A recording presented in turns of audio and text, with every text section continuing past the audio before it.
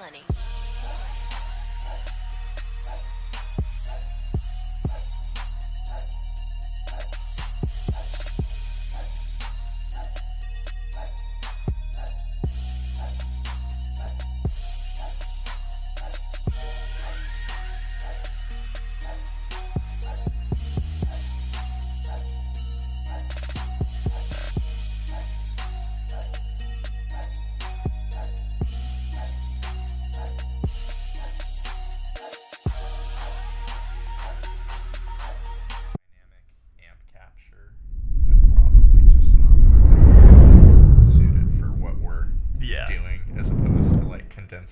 And all sorts of stuff like that.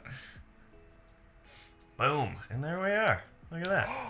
Ooh, look at that. Sweet. Well, hello, everybody. Welcome back to another couch session. And this time we've got... I don't know why it's saying that, because that is not... we are not playing Doom. I mean, hey, everyone loves Doom. But that's not currently what we're about right now. That's not what we're doing today. I don't know why it's saying that. This is another couch session where we finally have a guest. Doom being... Why is it saying that? No.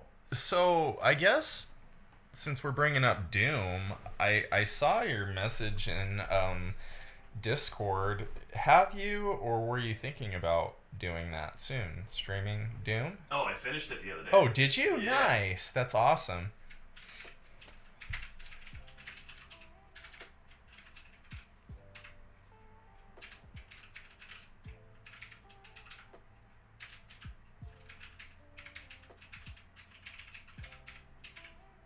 There it is. This is a very cozy couch, by the way. It's pretty nice. Let's see if Twitch will. I'm pretty better about that. Did it work? Yeah. Sweet. There we go. Oh, and I need my mouse. Still need my mouse. There we go. There. Perfecto. Alright. Silly Twitch being Twitch. Silly Twitch. Twitch twitching.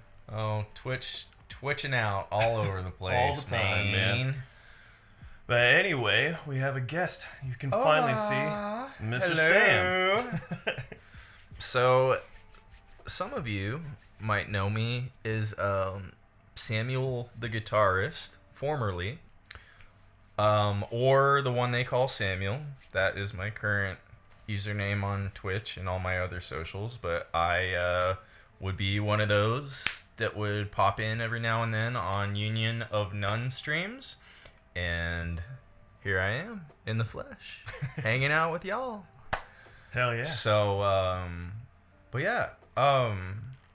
What other games were you thinking about doing? You were talking about Doom, and then you finished it. Now that I finally finished it, that took me about a year. Do you? Oh my god! That's just because that's how I am with games. Like I with ADHD too. It's like, yeah, all right, I'm gonna try and play a different game now, and then I just never finished the game that I was trying, and it was like, all right, I can't start a new game until I finish Doom, and plus I love it, so I'm gonna finish it. Oh yeah, so of course. Finally finished it. And now I'm trying to figure out what's next because I've got a whole list of games. That Is I part of it started. also maybe like getting bored too? On top of that, Not really. or something like that. It's mostly just like if I'm especially for something like Doom or some of the other games that I'd like to play. If I'm gonna play it, I'd like to play it on stream and like have the interactions with everybody else, and then like not just get sucked into it. There are some games that I'll just be like, I'm just gonna play this by myself because that's my go-to. Totally. But other new games that I've never really experienced that I'd like to do that while I'm on a stream, and then trying to stick with that just consistency is tough. So trying to find the balance of doing all that, it's like, all right, well, what am I going to do this? How am I going to do this? And like, which one am I going to do? So it's always a little bit chaotic. What did you think of it though? It's awesome. Yeah, you loved it. The soundtrack is amazing. The gameplay is wild. It's so fast paced. It still was Mick Gordon though. Oh yeah, right on the whole thing. Of course. Yeah, I figured as much. I love his work. I don't think I'll not like a single thing he does because he dips his toes in just about every genre. It seems like he's a monster musician. He is so badass. Another thing, did you have the expansion packs for that game, or did you just play the base game? I just played the base game. Okay. I know there's other, there's the, the Something of the Gods bits that you can do that are different parts of the storyline. But I finished the full campaign. So, I don't remember what the rest of those parts are, but it was pretty wild, man. Yeah. I mean, that's probably one of the most intense games I've ever played. Yeah. It's so much fun. But super badass, I thought. Some people didn't like it just because they didn't feel it was like Doom-esque. But, I mean, I don't know. Personally, I liked it. It was just, I thought it was hard because that was the intent of the game. Yeah. For it to be hard, It's hard. Yeah. Even on, like, Hurt Me Plenty, which is what I just... sometimes go for normal just so I could figure out how the game works, and maybe I'll play it later on like a harder difficulty. But I mean, dude, it was with the whole dashing concept and everything else involved, it was so wild, man. There's a lot in there. I just did on normal too. And God, getting towards the end was just... It was hell. Holy crap. It was literal hell. Not only is it hell in the game, but it is hell trying to actually beat that last mission, bro. God, that was tough. Oh my god. It's like, I know I'm getting close because it's getting so much harder. It's like, I know. Oh yeah, definitely. I thought it was really cool though at the end, like all of the abilities that you've accumulated at that point. I thought it was a cool concept, kind of like combining all of those and trying to use them to your advantage. But it's just like when you've got about 500 different enemies trying to fight you all at once, it just makes it so damn difficult to try and even think straight. It's like the one that always made it hard for me was the guy that sends out his wolf.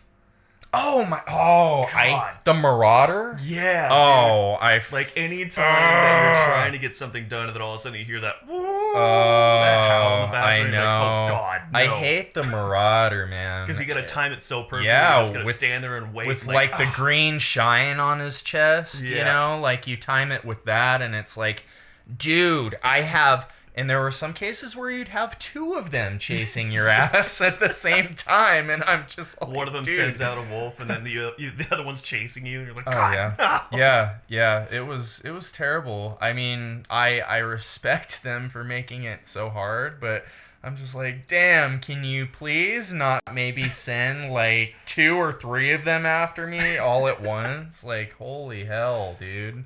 Nuts. So yeah, And those witches that come out. Those were annoying. Oh. Yeah, I forgot about those, and then what are those serpent-looking things that chase you? God, I hated those too, man. God, there was just so many. It wasn't that I hated Doom Eternal. I think it was just like I hated more enemies in that game than I did the first one. Oh, you know same. what I mean? I'm like, I hate you, I hate you, I hate you. I don't have time for you. I'm trying to deal with this one over here. Oh my gosh, yeah, dude, it was terrible. But still, I thought it was well put together, and for me, super smooth too. You know what? I was literally just getting ready to say that. One of the absolute, if not the smoothest game I've ever played, because I didn't have a single point in time where I played that game where it like crashed on me or anything like that, dude. I had a couple times where it would crash while I was streaming, but that was actually the computer. Oh, okay, gotcha. So I'm not entirely sure what was going on was there. causing it to happen. That was probably just my encoding settings, and that's the one unfortunate thing about trying to stream that particular game with my hardware is that since I'm running an AMD card, it doesn't have my GPU. It doesn't have a good encoder. Oh, that's wild. So, and since it's such a CPU heavy game, right? I try to typically offload my encoding to CPU, so that way it doesn't come out super gritty and pixelated and stuff. And I was still having some issues with that towards the end because I was trying to find a decent balance for that. Okay. But if I'm pushing it towards the CPU, then the game is going to be taking up way too much of the CPU. Even though that's a high-end CPU, it's still just running so heavily on that trying to get a decent, clean stream while still encoding on the CPU is just not a good combination. Wow, so trying to do it on GPU, there's only so much that I can do there, just because it's AMD and the encoder isn't all that great. So I was just having some issues. What's up, Will? How's it going, buddy? Will Crawford Drums. Yeah, welcome to the chat. Welcome to the sesh, the couch sesh, if you will. How you doing today, man? Maddie just texted me. Maddie! Maddie! I was gonna say it's I find it interesting that there's still so many differences between my Series X, for instance, and like your PC as far as like how the games run and interact with like the systems and stuff like that, you know? So I think that's crazy, man, that like I didn't realize that it was such a CPU reliant game on the PC. Yeah. That's insane. That's part of the reason that it's so well optimized for so many things is because it's not really hinged on exactly what the GPU capabilities are. Right. Totally. So you can actually offload a lot of like the textures and stuff to whatever the GPU can handle. So things for like ray tracing or draw distance or something like that, depending on the hardware that you've got, you can actually kind of cater that to what you've got because it's primarily set up on your CPU. And that's also because you're not playing against it's not PvP. Since you're playing against other enemies and it spawns them in at random times and then it's all based on that, it's primarily running from the CPU's capabilities. That is cool, man. So things like Modern Warfare, where that's all graphic intensive, and that's not necessarily like that for encoding, I would just run that on the CPU for encoding. Just because there's not much CPU utilization that comes off of that. That's mostly off of your GPU. Okay. It's a totally different game. So funny. Totally different game, totally different requirements altogether. You know, whether it's drawing from a GPU or a CPU or that's so crazy to me, man, how games operate on PCs and just PCs in general, man. And even with that, I was getting like 200 some odd frames a second, so that was awesome. Were you really? Oh, yeah. Oh, dude, nice. It's so much fun. That is awesome. It's really fun when you've got two monitors that run at 280 hertz, and it's just like, cool, I'm going to crank this. What's your resolution like? These are at 1080p. Are they? Okay. Okay. For something that close, I didn't really care about going 1440 or something. Plus, they were way cheaper. Oh, of course, man.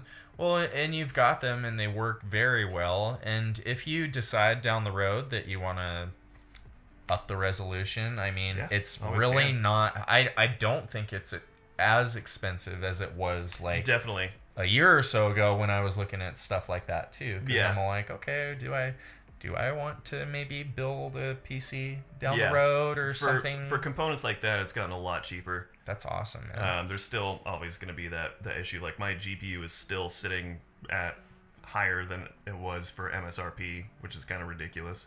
But that's just the name of the game. But the 30 series NVIDIAs have dropped down pretty well.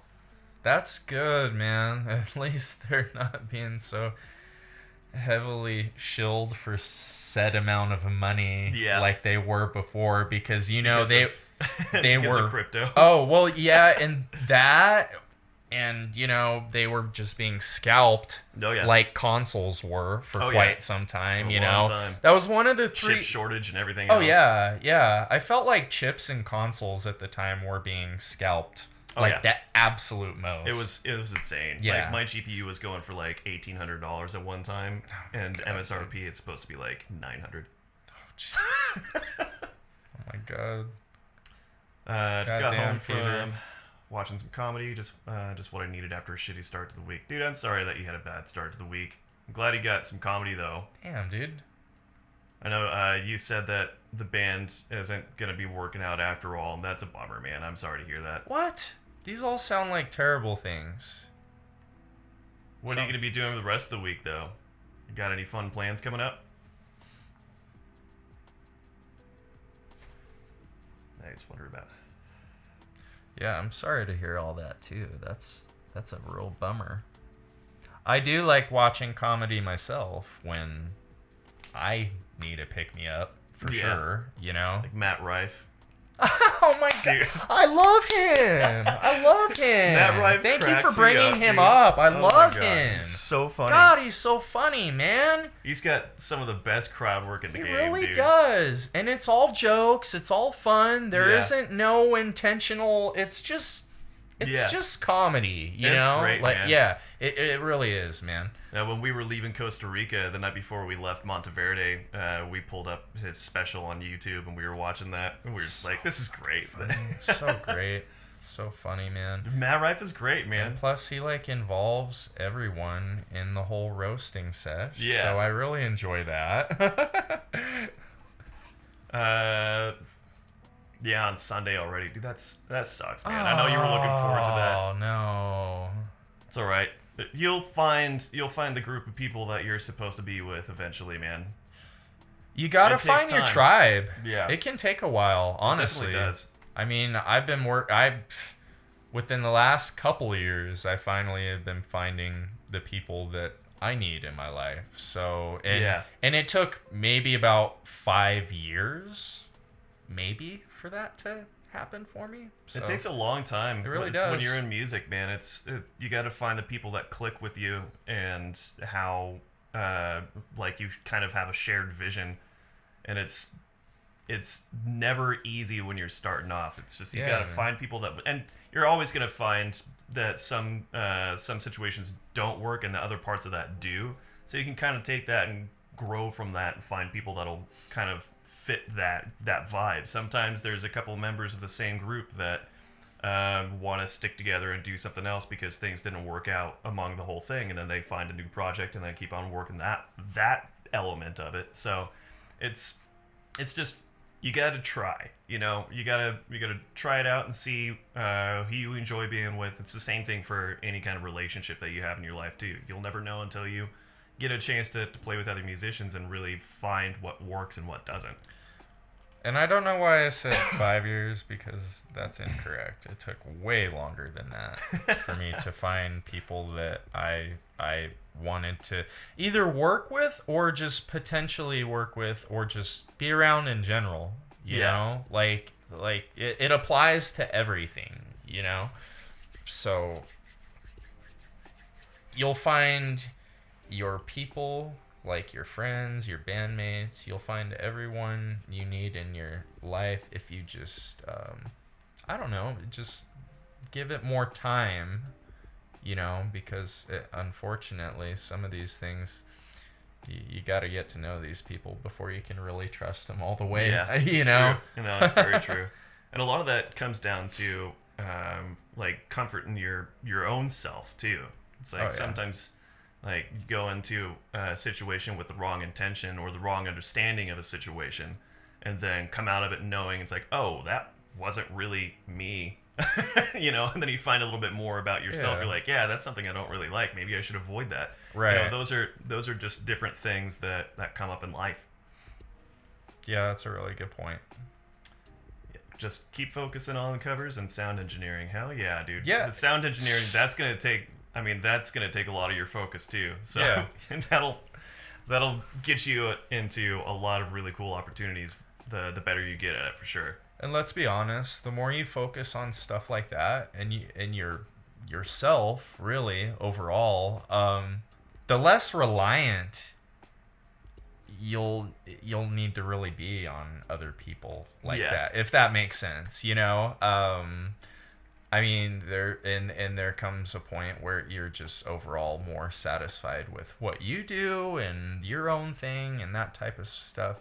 And it just becomes easier to not necessarily care or really think about what other people are up to, Yeah. Theater's going to start training me on lights soon, which will be fun because I'm colorblind. Oh, that should be interesting. Oh, whoa. Well, geez. What kind of color blindness do you have? I know there's a lot of different types. Yeah, I was gonna say I don't know anything about that, so I think my grandpa had I forget exactly what different levels there are, but he had a hard time seeing green. I'm very bad with it. Damn. Well, there's tricks to the trade too, man. Especially with like grayscale stuff. There's that. Oh, God, what was that guy's name? Obviously, really famous black and white landscape photographer that did all the like stuff in Yosemite. What the hell was his name? I don't know why I'm blanking on that right now. You know more about this individual than I do. That's for sure. Who was this? Ansel Adams. Oh, wow. Okay. So there's an interesting thing from that Ansel Adams actually created where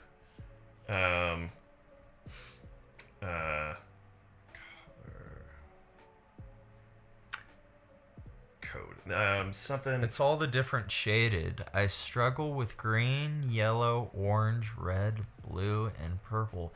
Damn. That's still quite a few colors to struggle with, man. I hope that everything... I don't know. How often do you do theater stuff? I'm just curious. Like, I'm just generally curious. Is it a new gig or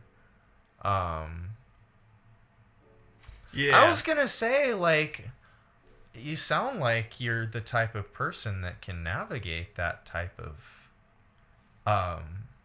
difficulty. You know what I mean? Like, so this thing, there's something that Ansel Adams put out. You sound like a badass, Will. Is that what your name is? Will's awesome. Yeah, Will. You're awesome, man. He's got the 11 zones of the Ansel Adams system. It's defined to represent the gradation of all the different tonal values you would see in a black and white print. Oh, that's crazy. But it's also translated to what that color could be.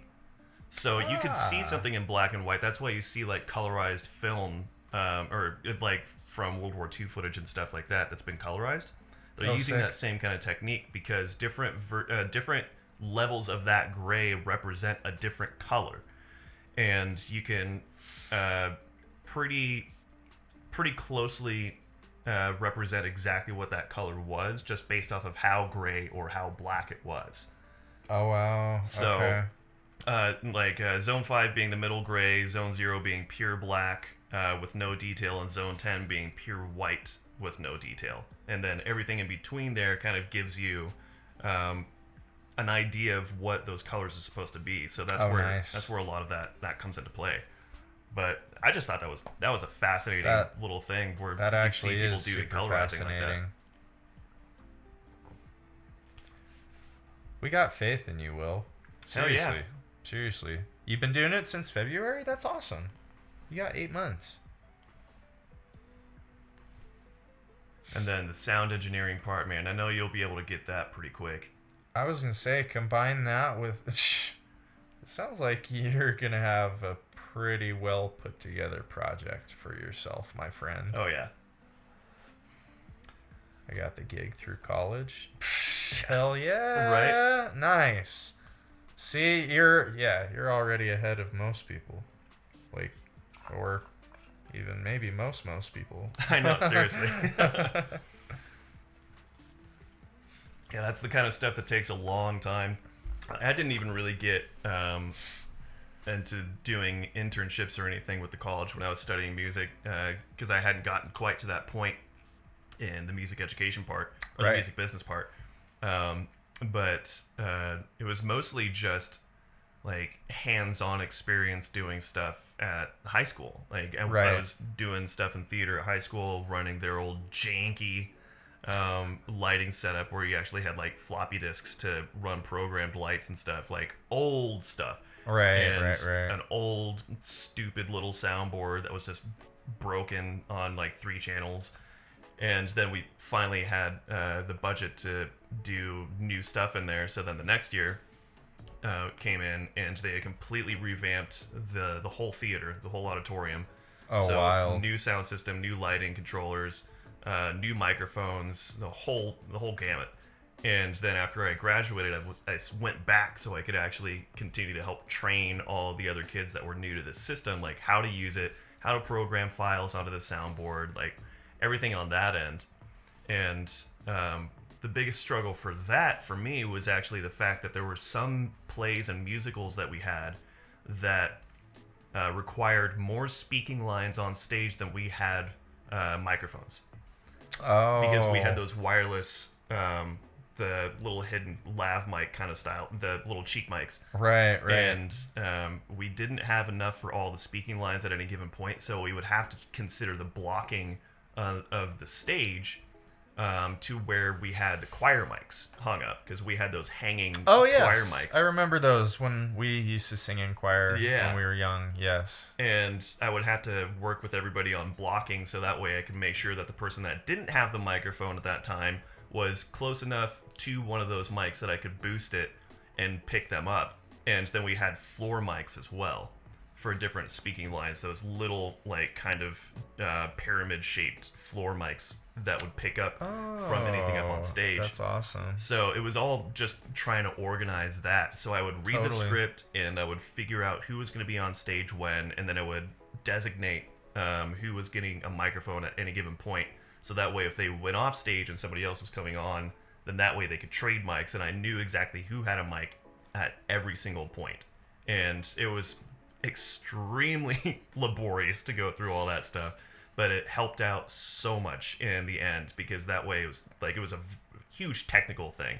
But as soon as we got that, then we didn't have any confusion. It's like, who's got what mic?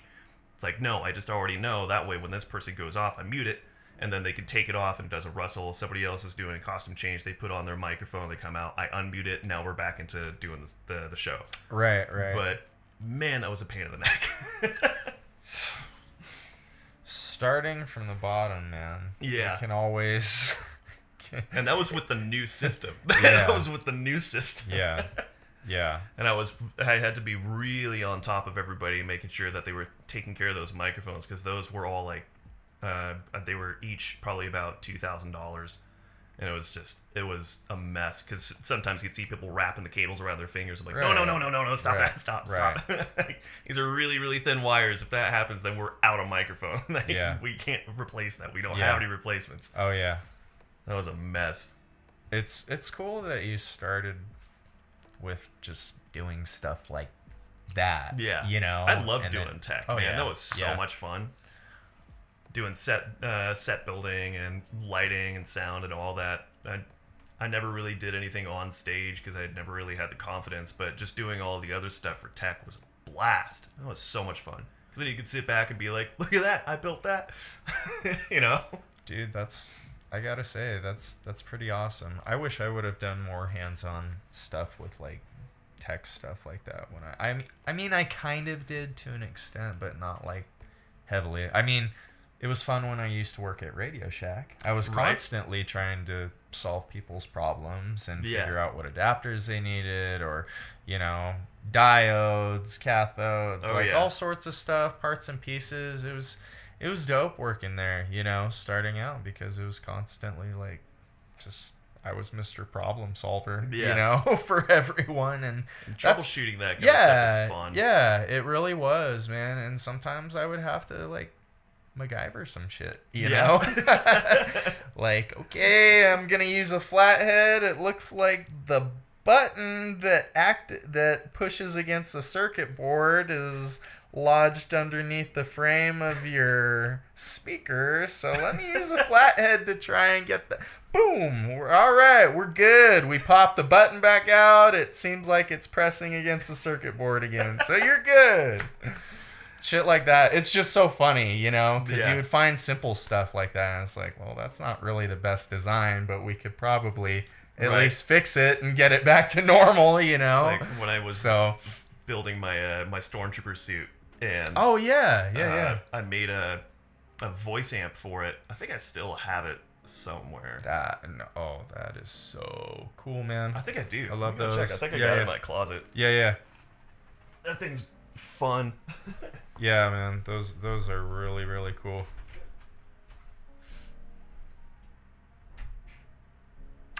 Peter will be right back.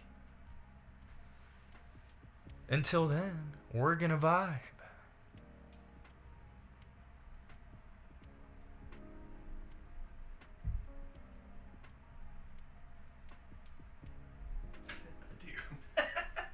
Oh, looky here, looky. Oh, that is sick. Oh my god, look at all this. Look at all this stuff. Yeah, I made that thing. Oh my god. Dude, I haven't seen shit like 12 this. years ago? Like, I was just getting ready to say, this looks like it came out of my store, and it did. Yep. Oh, yeah, dude. Yep. Well, like, I used to sell these, of course. That's so sick, man. Yeah, so the whole plan was, because there were a lot of companies that were making, like, you could get, like, a little voice box that would go in your chest, and I was like, I want it to sound like it's coming out of the helmet. Plus, I don't really want to have to worry about having everything plugged in and then unplug it and then take off my helmet. Just have everything just all in the helmet. So this was just the first kind of idea. Yes. So I got my little volume controller here. Yeah. And I was going to chop it out and put it in a little housing. And then I needed to find... Eventually, this was just kind of a prototype, but I wanted to find some louder speakers because this is just a speaker for a phone. I was gonna say these are not very loud for that. Yeah, usually I think it's cool. It's a dope ass concept, and it works for sure. Yes, dude. I think it's cool that you took this and made it with this. Oh yeah, man. That is the coolest thing ever. That way, I was just gonna leave a 9-volt in there, and then I was gonna plug this into a microphone that was just in the helmet at all times, and that way I just take off the helmet. And then it was done. And then I could put it back on, and if I needed to, I could adjust the volume or whatever else. Wow. And just have it all inclusive. This is so sick because, like, I used to use these 6-digit part numbers to have to try and find things all the time.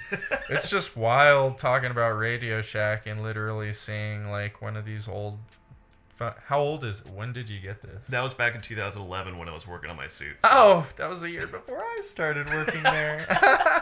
I'm all like, this looks about as old as, when I first started working there. That is so funny to me, dude. Yeah, my dad was an electronics engineer, so...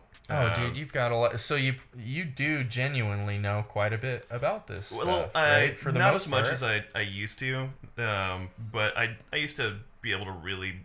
read schematics more and just understand all of it, but I mean, sick, this was just a fun little concept, and I was like, this could work. Yeah. And it was couple bucks. Well, the cool thing is you've instead got of like the however much entire other stuff was. board to do like whatever you want. Still with. do other little things there. You know, did you ever like used to buy those Arduino circuit boards or anything like that? No, I never did anything with that. Oh, dude. We did build. I don't have it in here, but they had the coolest kits money could buy. Oh, yes, a those little were cool robot that follows light out of a cookie tin and just random stuff.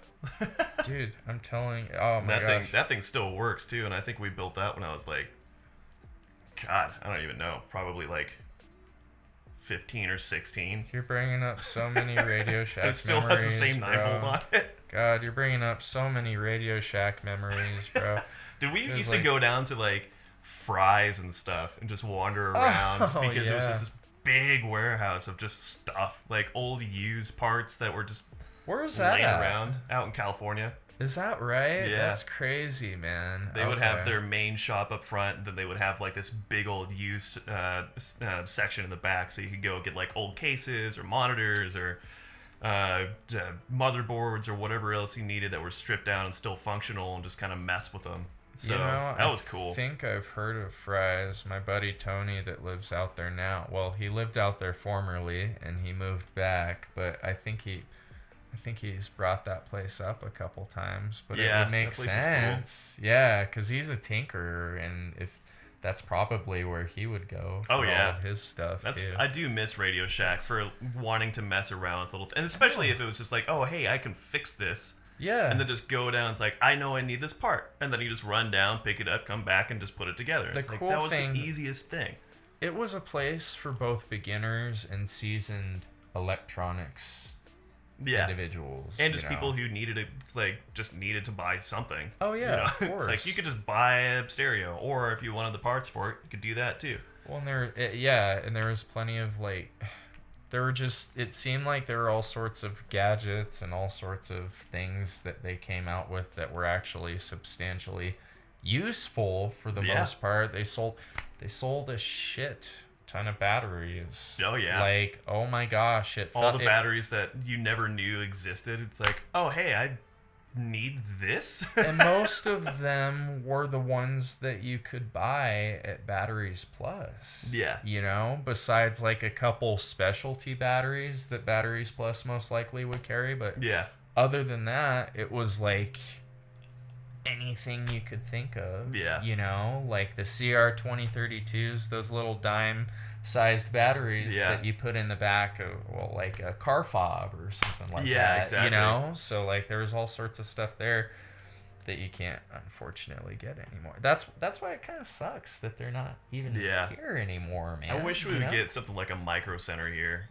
Yeah, that would be so cool. Yeah, that would be good. just in general, just because of where we are, it would be nice to have something that's not just Best Buy, especially if you're doing like computer stuff, like because there was a bunch of stuff that I had to buy online. There's a few things that I can get at Best Buy, and they're starting to expand their selection now, but it's still very limited. We need parts and pieces. We need electronic components, circuit boards and such, you know, that aren't typically accessible here anymore because we don't have anything like that anymore. Plus, Micro Center's too far away for us to get to. Of course. if and at if that we had point, one here, it'd be so nice. Right. I would geek out there all the time. Of course. And it's that's like another thing for like finding good like broadcast style equipment that you would use. They're starting to bring in some of that stuff too. Right. And that's fairly limited on what you can do. Like obviously if Hart's got it, then that's where I'm going to go. But there's a lot of stuff that they can't get their hands on because of contracting issues between different companies. So having something like that would be nice. Yeah, and they've tried to do stuff in the past, such as sell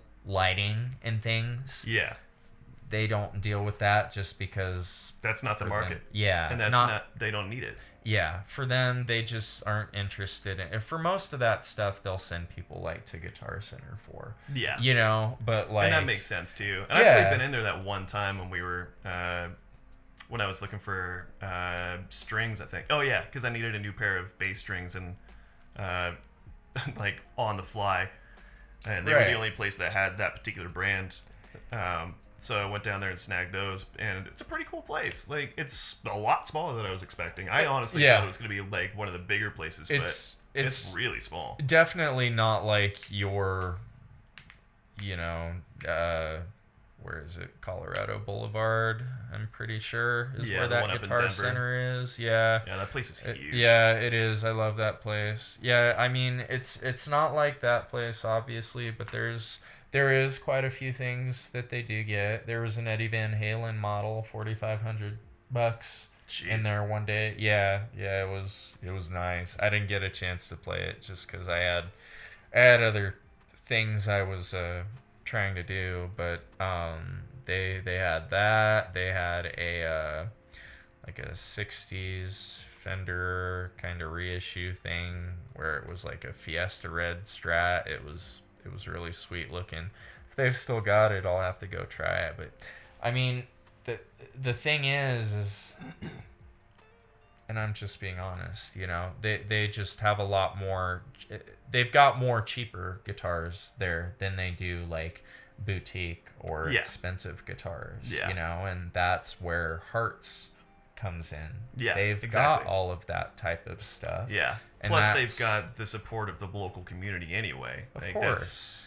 So it's nice that there isn't necessarily a competitive element of Guitar Center being here, especially knowing how small it is. Right. And absolutely what they have to offer. It's like if you're a diehard, you're gonna go to one of the music stores. Right. If you're starting off, you might still even go to Heart. But if you're really starting off and you don't know any better, then you're probably going to go to Guitar Center. Of course. Because of name recognition. Of course. Absolutely. But at that point, too, it is nice to know that I can get my hands on elixirs here in town.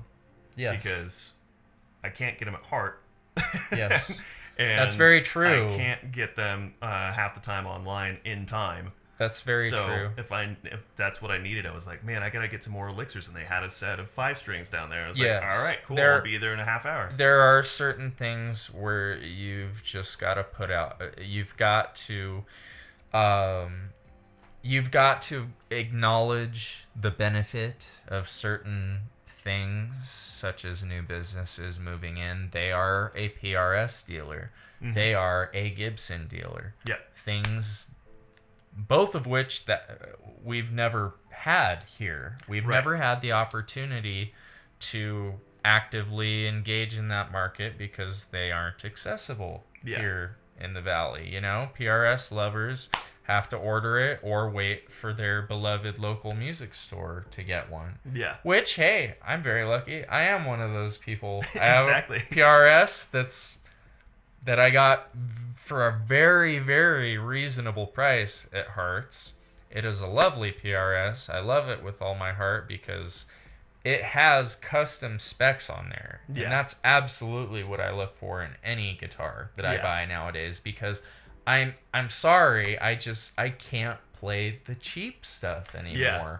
You know, it's gotten to the point where like I can feel it and it doesn't feel good against my hands and against every little surgical site that I've had done to me. It's like I have to have something that's absolutely just buttery. The neck is straight and the frets are immaculate, you know, no sharp fret edges, no buzzing, you know. I mean, you just unfortunately, because of the fact that it is a cheaper build of cheaper quality, the process is entirely different. Yep. Always. Yeah. You know, you do pay to some extent, you do pay for what you get. You absolutely. know, you definitely pay a certain amount of money to get higher quality or lower quality. It just depends on what you're looking for within that certain instance, you know? Yeah, it's same with drum gear too, man. Hands down. It's the same for any kind of music equipment. I mean, especially when you get into like... Oh yeah, I see that comment with the drum gear. Yeah. Oh yeah, absolutely. And music equipment is very, very much that way. And so if you're a musician, if you want to start off with something cheap, if you're just starting off, you want to start with something cheap, just because you don't want to go full send into buying the craziest thing and then find out that you don't like it or you're not going to stick with it. Like, get used to the basics. Work with something that's pretty affordable, and then go from there, finding the things again that you like. You know, you got to experiment with different things. I remember when I was when I picked up, I had a Telecaster that I got several years ago. Yeah, and I loved that thing. There was a one of the custom shop ones that they had at Heart. Beautiful. Oh, nice. And That's it had sick, the man. EMG noiseless pickups in it. Wow. Awesome guitar. And then I played it next to the road worn. Was one. it EMG? EMG makes noiseless pickups? Yeah. The single coil noiseless pickups, Bro, and they were awesome. That's and then wild. I was playing that next to the road worn Joe Strummer edition. Oh, And I've seen that. Yes. I was playing them back to back, and the custom shop one was obviously more expensive. It was a higher quality guitar, but I went back to that road worn, and I was like, I like this one better. Yeah. It sounded better to me, and it Yeah. felt way better in my hands. Yeah. So I ended up taking that one home, and Yeah. I loved that thing, but unfortunately I don't have it anymore. And it's interesting. Like I'm not a fan typically of like road worn or antiqued or relict instruments just because, I think about that when I'm buying whatever it is. Mm-hmm. I'm all like, okay, I'm paying set amount of money, which is usually a lot of money, and nowadays you see a lot of these custom shop guitars, which are $4,000 to $5,000, and they are just absolutely beat to shit, man, most of the time. But in the same breath, like I'm assuming it wasn't like that much, 4 to 5K, was it? No. How I think much this was it? like I think it was about $900. Was it? And see, And that custom shop was like 15 or 16. yeah, and see that's a pretty substantial difference for one. Yeah. And number two, like the feel has to be there. So if the feel is there, that's really all that matters. If the tone is there, that's all that really matters. Also, as long as you're comfortable with it too. It's like this is my instrument now. And if it helps you play better, and then you can learn better, if it's not inhibiting you from getting better as a musician, that's kind of the ultimate goal. Oh yeah, And absolutely. if you find yourself getting to a point where you're playing and you can't progress because the instrument is your limitation, then it's time to upgrade. Totally. And that's like what we experienced with Maddie's violin. When she started playing with mine, she noticed that there was a stark difference in the way she was able to play. Very interesting. Because my violin is, it's a better quality violin, but B, it's got a completely different sound because it has the ability to give you the sympathetic tones. So when you're playing the right note on the right string, if you're playing like G on the D string, then your G is going to ring out. Oh yeah. So that way you know you're in tune. And to be able to understand that your finger placement is now in the right spot, it helps you get better at not floating around. It's like, now I know I'm in tune, now I know where my fingers are supposed to be, and it helps you progress and get better in your playing. 100%. So that's when she finally noticed that's when we were on the hunt. She finally got her new violin, which is so nice. Yeah. No, that is awesome, man. And briefly, just going back to like relic instruments, the upside for having those is you can't necessarily put a price on them because you don't know what time period it's from necessarily. Yeah. So you can almost guarantee that if you have, without a doubt, an immaculate playing instrument, it looks road worn or antiqued. Okay, so what? The tone, electronics, everything still works and sounds great. You've always got yourself a winner, so you don't ever have to worry about selling a relic instrument. No one's ever going to be able to guess what time period it's from. So that I think is a really cool upside to having a relic instrument because this was just a copy of Joe Strummer's from the Clash. So it had like the same wear patterns as his and whatnot. I was like, that's just cool. Like, I think it's cool when they do like a ratioed relic pattern, like a 1-to-1 of what the artist plays, But I think, despite the fact that I said I don't like them, that's the reason why I would still get one. Is because you wouldn't know, and I could still have it and it would still look cool and stuff like that, So I do have to take a brief recess, folks. No worries. I'll be right back.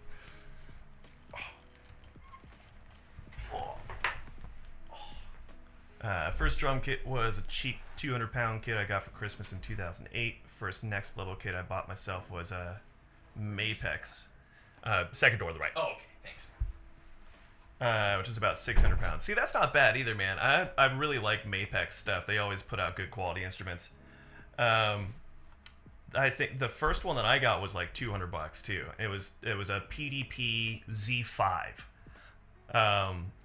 Just this cheapo 5-piece drum kit that was used, and didn't have any cymbals or anything. So I ended up having to get cymbals and all that good stuff. But I was able, because at that point that was my first kit, and I didn't really want to go crazy. I just wanted to get something so I could play on it. And it had a little bit extra money, so I could put it into just getting like the cheap Sabian B8 kit that came with, crash ride, crash, and hats. What else? I think that was pretty much it. Just those, and then I got a cheap China and it came with a splash too. So I had that little splash and a little prototype fast crash. So I just put that together so I could learn. Got a DW 3000 pedal, and that was good enough for what I needed. Finally upgraded to get new heads and whatnot on it as I was playing along, but it wasn't. It didn't last in my collection long. Unfortunately, it got stolen when I moved out to Moab a few years back. I was really bummed about that because where we were living at the time, we had plenty of space to set up all the instruments. So I had my bass amp and my drums and everything else there. And then when we moved to a different spot, I had somebody hanging on to him for a bit, just like he said he had enough room to store him. And when I finally asked to get all that stuff back, it was gone. So that was kind of a soul-crushing moment because I was getting ready to start playing in a band again. I had just moved back here, actually, and I was getting ready to play in a new band. And I had been hitting him up for months and months and months. So I was like, dude, I got to get my stuff back. I really need my amp because I'm starting to play in this band. And I've got the gear there. Like, I got to get this thing going. And finally got through to him, and he's like, dude, it's all gone. I'm like, oh my God. Go figure. Thousands of dollars out just down the toilet, man. That made me so mad. Dream said is a Thomas Superstar Classic with Meinel traditional Byzance cymbals. That sounds like a stellar kit, dude. I love Meinel. Meinel has such a great tone. The Byzance series are just amazing too. Love those. Good old dark sounds. That's such a metal tone. Isn't Jeff's a Tama? Or at least I thought it was. Okay. His good one. Well, he's got the... Are they both Tamas? They might both be Tamas. They might both be. He's got that Club Jam...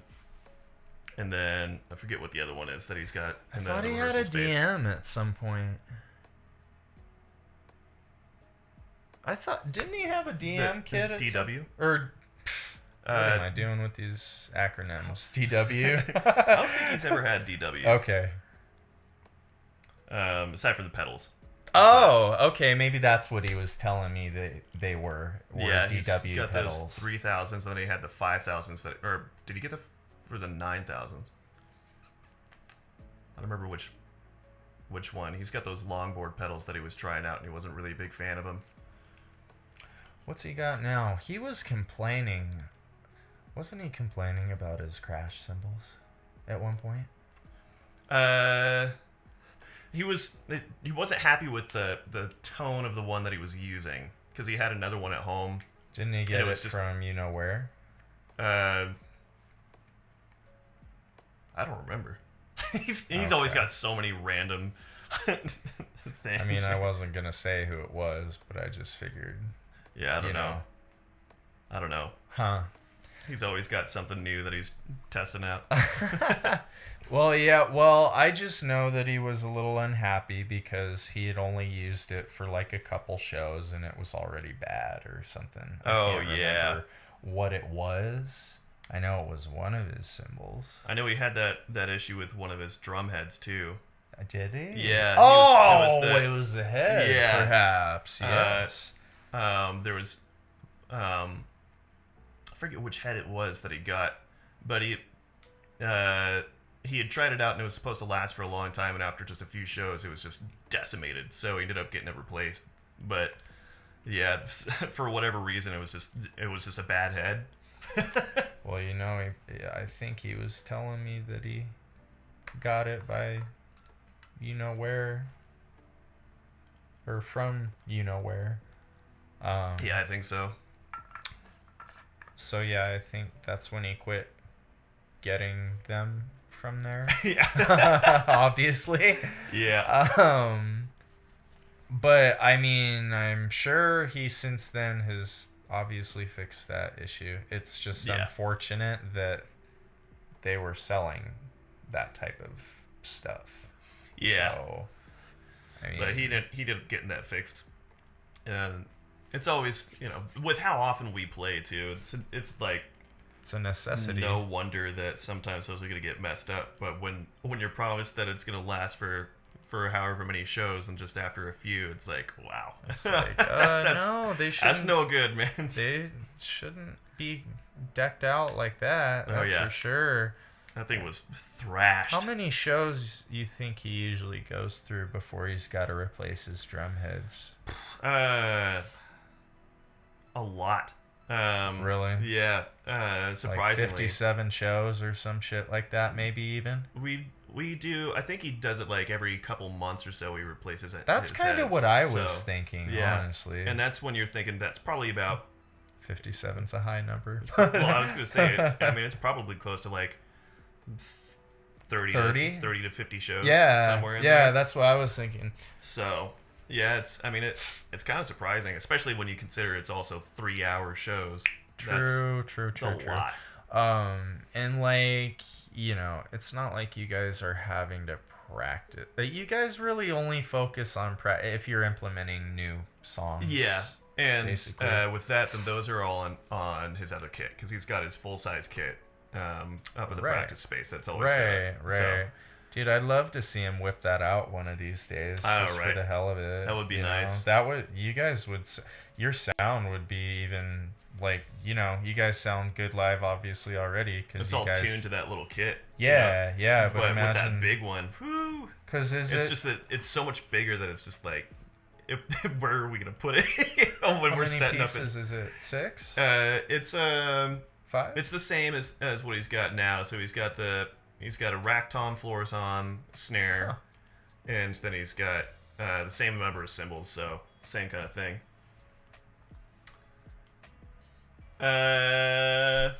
Sorry, I can't read from the colors. Sorry, yeah. Mr. DeSith, the Death Grounds trailer. No, I have not. Welcome in, by the way. Welcome. We'll have to check that out, huh? It's like combined aliens and Jurassic Park horse. That sounds wild. Well, welcome in, Mr. DeSith. That might be a good game, though. You never know. I don't know.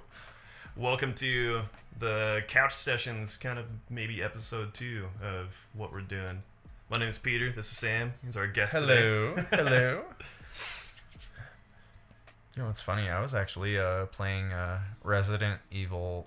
A lot of people don't like Resident Evil 6, but I actually liked it. I haven't really played any of the Resident Evil games since like way back on PlayStation 1. Really? Oh my god. It's been a long time, They're great, man. They're really, honestly, really great. I enjoy watching them and I enjoy playing them. Yeah.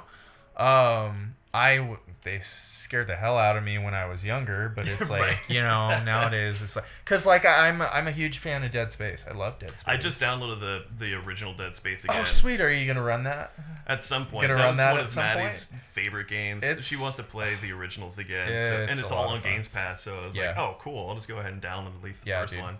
I really want to play the new one, just because. Oh, just because it looks amazing? Yeah. Yeah, exactly. I know. It's just, I want that game. I want to buy that game. I just, God, I can't right now afford. Yeah, I know. Same. That's why I was looking through stuff on Games Pass. I'm like, oh, cool. There's a bunch of games in here. I love like Game Amnesia, Pass. Rebirth. They just put Forza on there. I don't know if you're into racing games. There's a bunch of the Forza like, games on I there. actually used to not like them, and I just recently got into racing games, and I'm like, you know what? This actually chills me out. Yeah. This is actually kind of dope. They could be fun, man. Yeah, they really could, man. I used to play Need for Speed all the time back in the day too. Yeah, that was another good one, man. Yeah, Gosh. that was fun. Oh, such a good game. Those are fun to just like when you're wanting to just do something that's kind of mindless. Oh, of course. Just hang out and play a racing game. Of course, Those of are so much course. fun. And Yeah. you gotta do it on controller because it's impossible on mouse and keyboard. Nah, yeah, I bet. I bet. And I'll be honest, like, I still don't understand how people can do the whole racing wheel concept. Oh, man. That to me seems difficult as hell. On Also, controller or just like the racing sims? the wheel, man. I the would. wheel. I would love to do that, man. Like, I Yeah. would love to get a racing sim at some point, just because that would be fun. Maybe it would be easier. I don't know. I've never tried it. I'd love Right. to try it sometime, though, for sure. Because I love driving anyway, and Yeah. I just. Oh, of course. Of That'd be course. so much fun. Well, and like that's part of the reason I DoorDash. Like I like to drive, so it's like it's kind of one of those things where, dude, just transitioning into like a racing game or some sort where you're like racing all these dope ass cars that maybe if you're lucky you'll be able to afford one day, but Right, no most kidding. likely not, just because Dude, they're some way of out those of. They're so expensive Yeah. sometimes. I've seen Oh, some yeah. crazy rigs where people are. There's actually one that I saw online where somebody chopped off the front end of a car and built the sim in their house inside the front of the car. So you actually open up the door, you get in, close the door. The windshield is a big ultra wide monitor.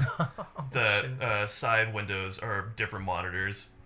And it's all just set up in this car with all the speakers and everything else. It's just like you're actually in a car playing a driving sim. That like, is dude, awesome. That's wild. Yeah, I've seen a couple crazy ass builds Yeah. online, dude, and I never Some thought you people's- could do that. Yeah. Some people's setups are just insane. They really Like, are. I love this one, and this is just this for is- being chill, you know? But This like is some people perfect. that just make their entire setup just like full bore. Oh, Like, I know. You walk into a totally different dimension. It's like, Jesus. I remember there was this guy, like, he had like a shit ton of followers on Instagram, and he like I posted a picture of like, it was just a mock setup. It was before the nice one that you know of with my Mac and stuff Yeah. like that. Like I had like a long one of those white tables where you put snacks and Yeah. shit on, and I just threw all of my stuff on there. It was all scattered, but kind of Yeah. just organized on there. Had a couple people comment, but this guy, he's like, yeah, it looks good, etc. and so forth. Then I went to his, and I'm just all like, I mean, I appreciate that, but I just went through your Instagram photos and holy shit, dude, you are off the chain. And I am talking like, the dude had like a whole crazy ass control board panel. Like, he had a desk where like everything was built into the damn thing. Yeah. And I'm all like, dude, you had someone build this, or you Right. build this literally yourself, something like that. But it was just the most, I couldn't believe how miraculous his setup was, Right. man. And it was in a big room, kind of looked like almost a recording studio somewhere, but I knew it was his, so I'm Yeah. like, I bow to you. I bow to you. It's like, I would like to change up, like down the line, you know, get a different desk. I love this desk. This is like the perfect size, but I would like it to be just slightly bigger, just so I had a little bit more real estate for putting things kind of out of the way. Just Yours is kinda actually cleaned up, my but dream setup. I believe mean, it or I love not. this desk. Yeah. That thing was a couple $100. Yeah, that's but- the special desk for this, Yeah, right? sorta. Yes. I mean, it's just a decent gaming desk, really. But there's some out there that like Steel Series, I think, put out a desk, or no, Secret Lab. The guys that make all those chairs. They made this crazy desk that's way too expensive, but it's pretty badass. It's pretty deep, and it's motorized, so it's a sit-stand desk. Right. And then it's got a whole bunch of magnetic stuff for cable management on it. And then in the back, it actually has this, it's got a little gap between the main desk and like the tail end. That's a cable hiding area. Oh, so nice. it gets deep, and you could just like throw it's all powered, so everything plugs in there. That and then is you cool. lift this up, and you can just run all your cables in there, and this is just enough so you can, if you wanted to put up a monitor mount like that, then you can just clip that in, and it's out of the way, it just like closes over it. It's sick, but how cool is that, so man? expensive. Yeah, it sounds like it. It sounds like it when they go to the lengths of creating enclosures and specific spaces to organize stuff. That way you're not having to buy more external equipment to serve that purpose. Yeah, like you're gonna be spending like a pretty penny for like a desk setup of some sort like that, man. And I tried to do my best. I'd still like my cable management could be a little bit cleaner. I can fix that. But I tried to do like just doing the same thing. Run one cable down, and then that's the one that's going up to my power strip there, and that's where all my stuff is plugged into. And then it's going into my UPS there, and then that's going into the wall, and then everything else for my computer side, all my signal cables and stuff, that all goes on the other side, just cable wrapped and run around.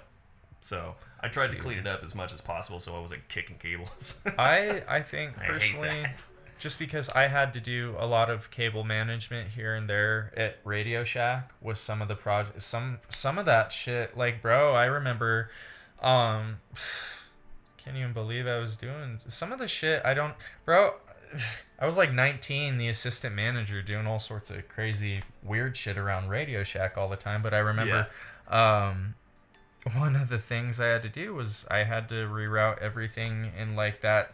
The central space. Did you ever shop at the one on North quite a bit? I don't remember if I ever made it out to the one on North. I was usually at the one in the mall. At the one in the mall. So we had just kind of like what they had in the middle of their store. They had just a whole bunch of speaker systems. They were all synchronized and snaked all into one central area, you know. So that was my job, and oh my god, bro. Yeah, oh my god. It was a fucking disaster. Yeah, because so much of that shit had not been touched in, I shit you not, at least a couple years or something like that. And I'm like, of course you guys would want me to do this. So, dude, I'll tell you what, that was the craziest thing. And basically, I'd be store using like fucking just all sorts of shit on the wall to make this somehow work, man. And it was kind of crazy, but like just your cable management looks pretty good compared to what I had to deal with, is the point I was trying to make. I can imagine. Like, I mean, even doing like these things, running that. It's like, that's even that, dude. Even that is like superb cable management. That's because like good enough. Yeah. It just gets it out of the way. Yeah, we used to sell all those, bro. Like I'd be using shit like that. Those wraps that you've got going around the legs of your desk, those are perfect. Those are great. Yeah. It's like putting it on here, it helps reduce the reflection of the mic stand too. Yeah, of course.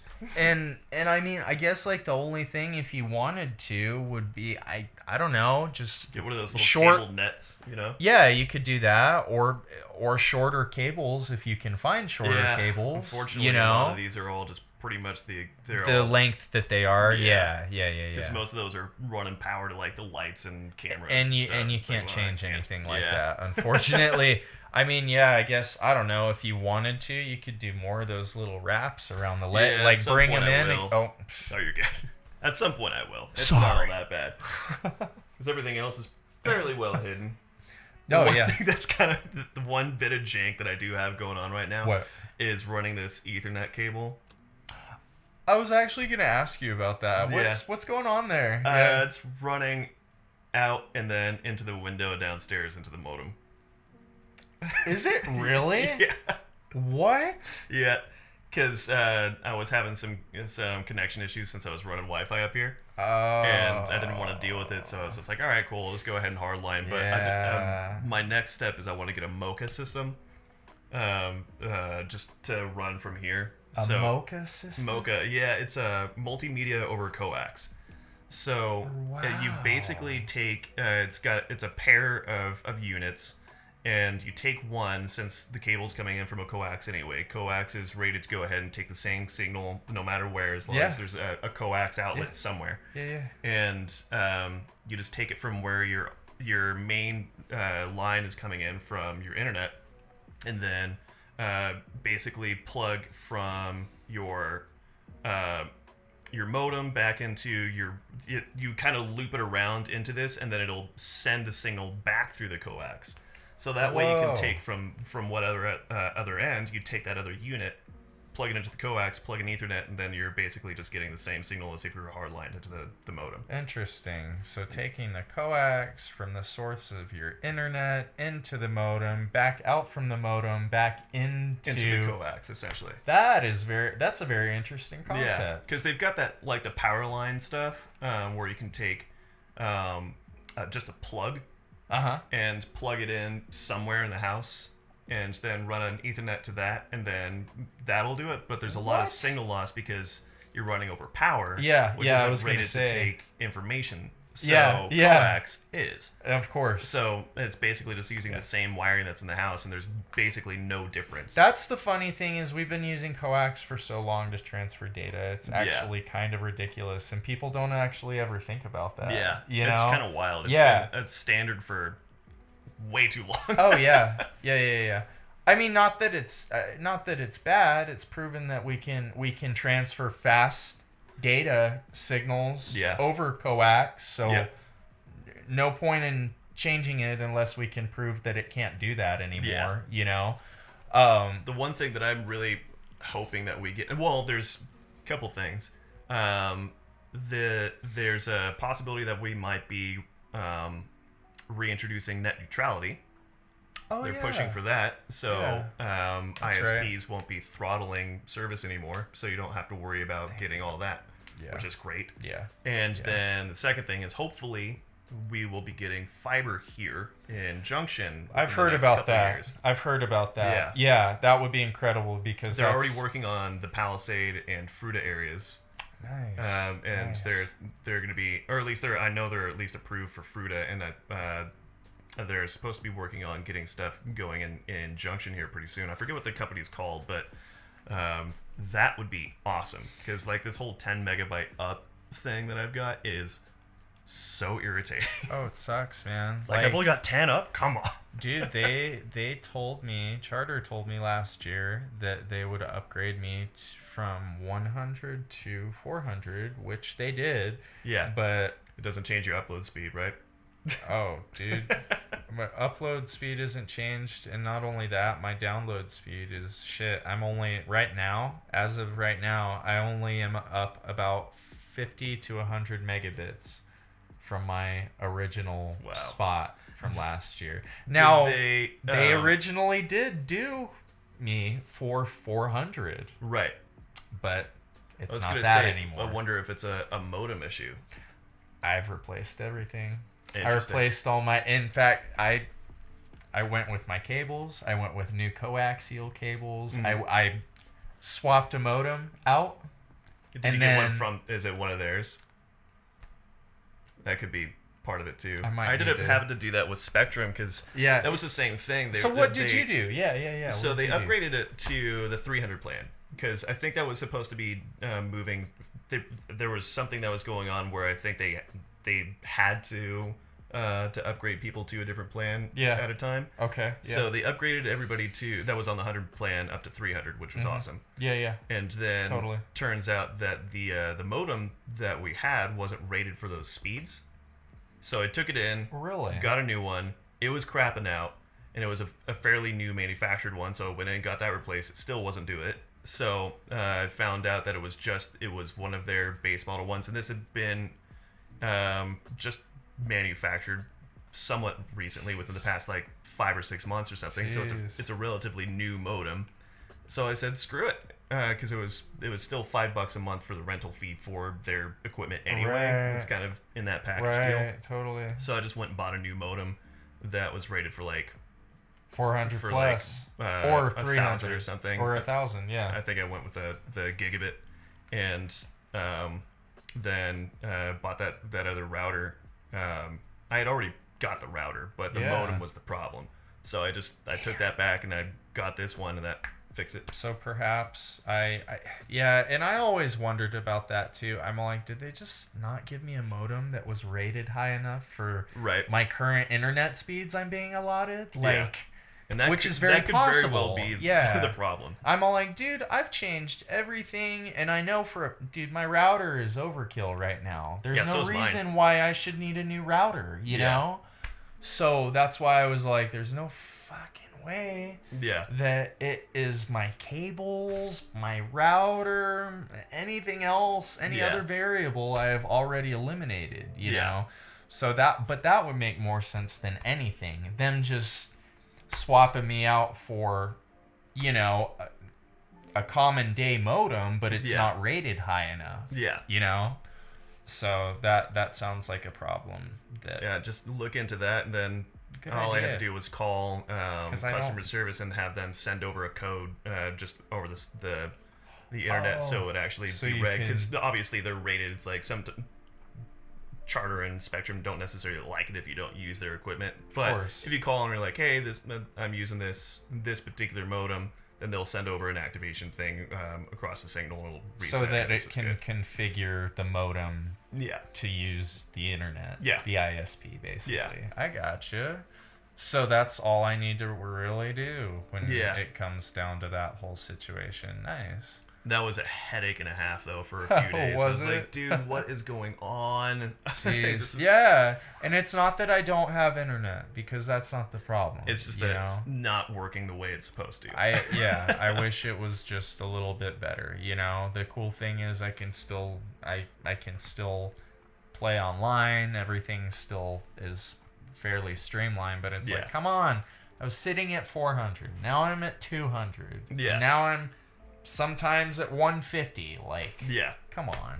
Like, so that's why I was running this cable too, because I was like, dude, it's like whatever's going on with this, just like glitching out and my bit rate tanking and everything. So dude, totally. It's like, dude, what? Why? So ridiculous. Why? Like, why are you doing this? Yeah, it is very ridiculous. And I still don't know exactly what that issue is, because the other day when I was doing just my regular stream, it's gotten better. I haven't had as much interruption as I was when I was just doing the Wi-Fi, which makes sense because Wi-Fi is not the best for doing stuff like that. But running hardline, I was still running into some of those issues. So that's just a Spectrum thing. Because even when I was watching one of my other friends stream the other day, we were hanging out, we were going to play a game together, and his internet did the exact same thing as me. It started tanking as he was getting ready to set us up with this game. Yeah. And I was like, hey, are you on Spectrum by chance? He's like, yeah. I was like, all right. I've been having the same issues, man. Yeah. So it's not an OBS configuration. That's definitely just a Spectrum thing. Yeah. So let's get net neutrality back in the mix, man. Let's just have some decent... Quit having people control our way of life. Exactly. Half the fucking time. That would be great. Internet's a utility at this point. It's not a luxury. Dude, and that's the thing. It really is. It really is. Everything is so heavily reliant nowadays on the web. Crypto, streaming, business. I mean, information, business, just in general. Business and information numero uno. Yeah. I mean, you got to have internet no matter what. If the internet's down and businesses can't function, then you're kind of screwed, which is why cyber attacks are so real. Yeah. But, absolutely. Like, creating it protecting it as a utility and not just a luxury, then prices will go down. It's not, or if not, just become free. When's the last time you filled out a paper job application, my friend? Yeah, exactly. I mean, that's just one reason to look at why we need things like that in place. I mean, dude, anything related to anything that you are trying to do with your daily life. Yeah. I mean, it's just... for me, the list is endless. I mean, personally, there's been a lot of health stuff, or like I'm trying to access like going to like .gov sites and stuff like that. Like you kind of need internet to do certain things because, well, it takes a year and a half. Otherwise, you may not even have the option. Like there are places that are online only and don't have a physical mailing address. So like, how are you gonna get in touch with these people? Well, if not by means of the internet. Well, yeah, and I do think most places should have it because let's say you're living out in the boonies. It's not like you can constantly be driving into town all the time for certain things if you need things delivered to your house. That was literally part of the reason that this whole conversation started up again with bringing net neutrality back, is because they were specifically looking at bringing internet to rural areas and like creating another like a fund for infrastructure to get internet access to these people. If it's not physically viable to run cables out there, then there should be another option to be able to, of course, to be able to give internet capabilities to these people via satellite internet or I was just Starlink getting ready to say, like, I'm not necessarily promoting Starlink, but concepts such as that, providing that to people, like you said, where you can't run cables or fiber optics or anything all the way the hell out there. Yeah. There has to be some sort of other viable option to create that. I mean, it's got to prolong their lifestyle. Yeah. It's got to prolong their overall survivability. You need so much from the internet nowadays. It's ridiculous. It's crazy.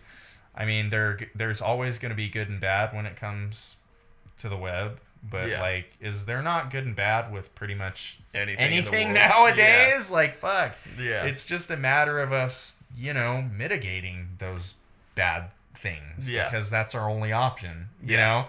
And I know that was kind of like the idea of, like, getting rid of net neutrality, but at the same time, it's like that creates the idea of censorship and then creates the opportunity for people to throttle, of and then it's just a cash grab. And that's the whole thing. It's like, when that conversation comes back to what are we paying for when we get this kind of service, and the service still sucks, and then the argument from somebody else might be, well, the infrastructure's not there. I'm like, I'm talking about the fact that these people are making enough money to be able to create the infrastructure.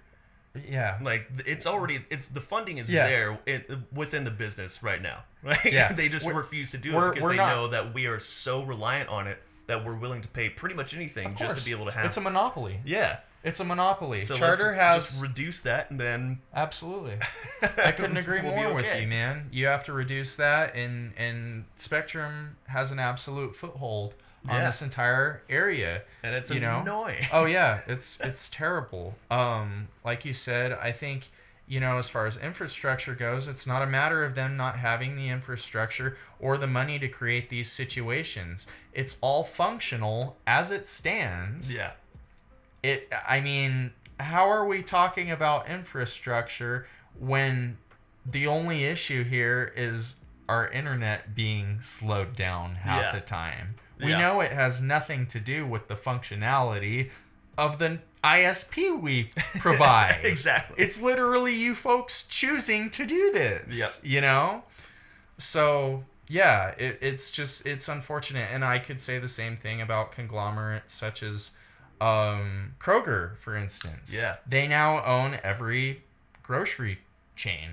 Pretty much. I mean, not Kroger, every grocery chain, but as far as I'm aware, Kroger is like one of, if not the largest companies in the world, because they actually have like jewelry stores, clothing stores, grocery stores. They've got gas stations, and they're across the globe, just with so many different little pockets of business. Yeah. That nobody really thinks, oh, Kroger, that's a name brand. Yeah. Well, it kind of is, but it's also massive. Yeah. I'm actually curious about what their standing is now. Of course.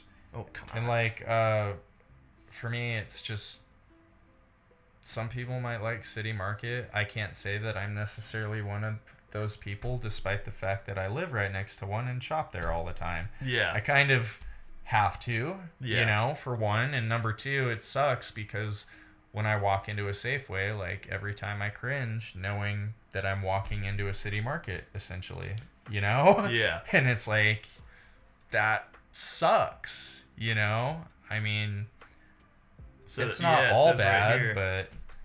Kroger has become the largest supermarket chain in the United States and the second largest overall retailer, only behind the retailing giant Walmart. That is wild. That is wild. As of October 3rd, 2023, Kroger net worth is $38.84 billion. One of the world's largest food retailers. I've started to shop. I'm not gonna lie. Dude, half the time they don't even have the shit that I need anyways, man. That's what I don't understand. That's why this gets me so pissed off. Is it's like there's no underlying reason other than the fact that they've got a monopoly over the entire market and they don't have remotely half the shit I need half the fucking time, man. Yeah. And that's so frustrating. And not only that, there are a lot of things that I see that, genuinely speaking, just should not be as expensive as it is there that I've seen absolutely other places. Yeah. Like, do you want to be competitive or not? Yeah. Like, if not, then I'll take my money elsewhere, man. Yeah. That's capitalism for you. Hi, welcome to the USA. Right. I'll go somewhere else and shop. Like, seriously, man. I know it. It's wild. It's like, they know we're reliant on them so heavily, yet they don't think twice about how frustrated we as consumers get with this type of vicious circle we've been in for so long. So it's like, do you really expect me to keep doing this over and over and over again? That would suggest insanity. That of which I am not. I will take my money elsewhere. Oh, man. Hey, what up, Andrew? Yo, yo, yo, yo. How's it going, dude? New Carnifex album out, and they're in town this weekend. Hell okay. Hell dude. Yeah. Woo. You're going to have to go see him for me. I'm going to have to look that up. I was just listening to Carnifex the other day.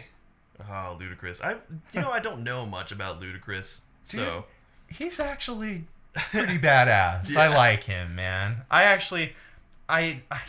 would have seen him on Sunday, but I really didn't have the money, man. I couldn't justify it. I can't right now. Yeah. But maybe someday, maybe sometime down the road, because they've been bringing in so many famous hip hop artists, man. Yeah. So I could see him either coming back or someone else big coming back into town. Yeah. I had my friend Maggie. Shout out to Maggie. She's awesome. She works at the AMP, and she is awesome. I've known her for a long time. She's married to a really good friend of mine, and she went ahead and bought me a ticket to go to Tech Nine and the Hollywood Undead concert. Hell yeah. I think that'll probably be a pretty cool concert. Yeah. I think just about anyone you could think of is gonna be there because it's such a diverse conglomerate of music all together, where everyone is just going to be there naturally, so and I think for the most part I think I'm mostly going to see Hollywood Undead. I mean, part of me wanted to see Tech Nine. The only downfall for me is that I've heard he does partial songs. He doesn't play through the whole song. Right. Yeah. So I'm hoping. Yeah, that has been kind of the trend. When I was working at Mesa, he came through a couple times, and that was kind of the thing. Is that right? That crowd gets rowdy too. I bet they do, man. Sometimes it's just like I never really liked working those shows. Expect a lot of jumping and stoned people. Yep. Oh, you're absolutely. Oh yeah. Okay. Hell Attila. Damn. Nice. 10-year anniversary here. Jeez, Oh yeah, already. that's awesome. I expect a lot of jumping and stone people. You're damn straight. I bet there will be. I certainly bet there will be. Andrew, how are you and Casey doing today? Also, this is Sam, by the way. What's up? Hello. But yeah, I gotta say, I think it'll be a pretty good concert. It's at the convention center. However, I think Mesa is sponsoring the event, so they'll actually be serving drinks and not Cutwater nonsense. Right. Sorry, I will openly bitch about that to anyone and everyone. Ever. I love the amp. It's just most of the time Ticketmaster is the one selling the tickets. Yeah. Whoever is sponsoring the event, most of the time it's Cutwater drinks and stuff like that. And I just don't know how they can justify that, dude. Yeah. There's so many people that go in there, they don't want to drink that garbage, and it really is garbage. Yeah. It's the worst you can buy. I've had a couple that I thought were pretty okay, but man, they're just like, it's just, if you're going for like the mojito or whatever, the margarita ones or something, then those are just way too sweet. They are, man. So sweet. Well, the Bloody Mary ones are awesome, though. That's good to know. I know there's really a couple that are good, because I've had a couple of them, but like it's unfortunate that like out of 5 or 6, I can only say that I like 20% of them. Yeah. I should be able to say that I like all of them, and I don't care that you're serving them. You know what I mean? Yeah.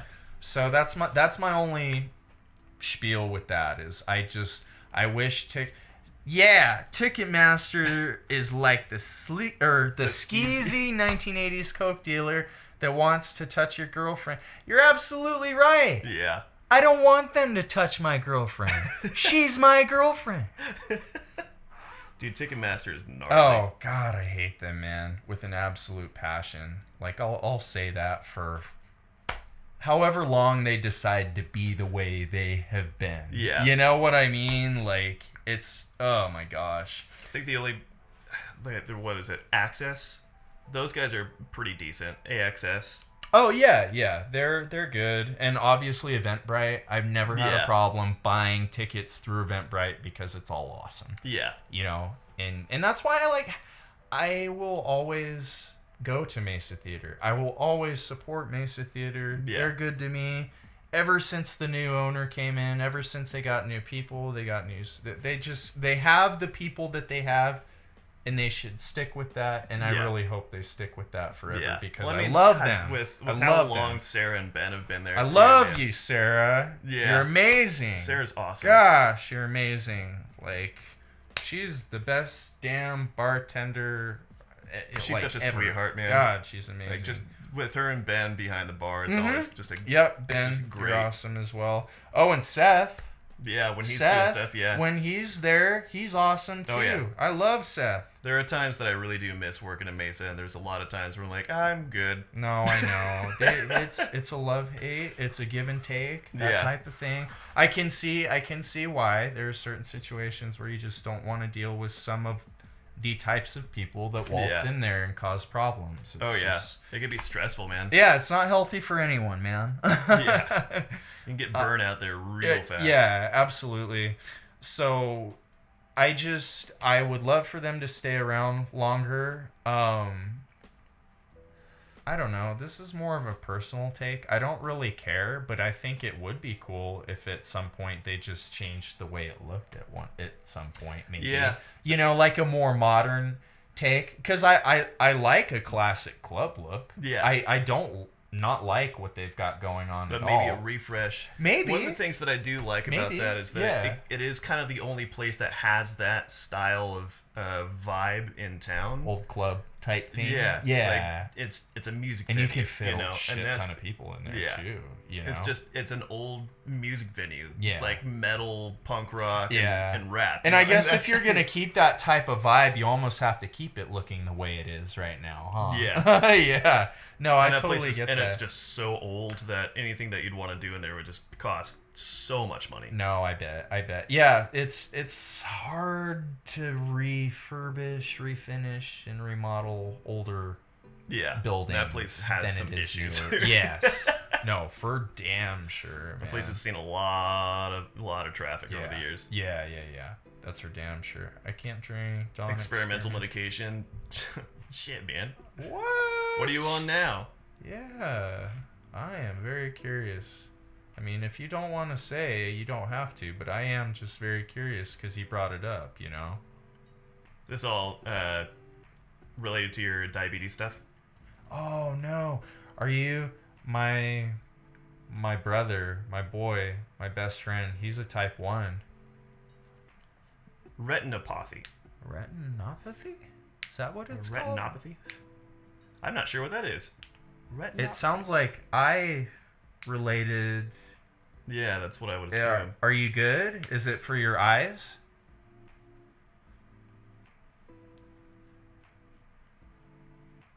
Helps small capillaries and get...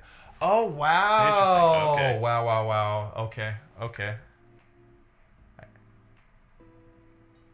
And are you still taking that? Just out of curiosity. Is it something you've taken helps kidney function too? Damn, man. That's wild. So is it something you're still taking, or is it something that you have taken in the past but are no longer taking? See, now I'm kind of curious because I have never heard of that before. It's working for sure. Yes, I'm in a blind study and have like 2 to 3 months left. Oh my gosh, that's wild. I hope everything goes okay. Yeah. I really do. That's not fun. I'm sure that's really difficult to have to deal with, in all honesty. When did you have to start doing that? Is that I'm assuming it's probably fairly recent. I gotta go to the bathroom too. Oh, yeah. Give me 1 second. Static. Staticky boy. I can hear it in the headphones when I get up. Several months ago? You've been doing this for several months already? Jeez, so you've been having to go at this all year long, basically. I hope everything goes okay. I really do. You said it's working for sure. That's good to know. That's good to know that it's working. I get paid per visit with no... Hey, I guess I can't really complain on your behalf either. I'd always want to be going in and getting paid for something like that. So, no, that's great. So, I mean, might as well, right? When did you so I'm assuming you probably had to have started back in like January or February or something like that. Or maybe even the springtime, but still, like, so I'm assuming based off of... That's insane. But that's awesome if it can be used for, like, multiple things. I mean, kudos to them. That's pretty flippin' awesome. I'm sure everything is going to go quite well. It sounds like it's working for you so far, so that's a good thing. Keep it up. Oh, for sure. Okay. Cool. Yeah, and let's see here. There was another comment you made, and I can't see it anymore for whatever reason.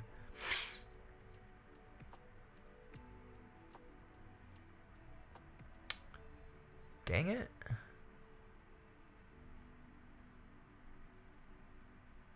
Hopefully it's not too painful though. I know some people like aren't too keen on injections. I don't really mind just cuz you know, like it's a whatever thing for me, I guess, but okay. Yeah.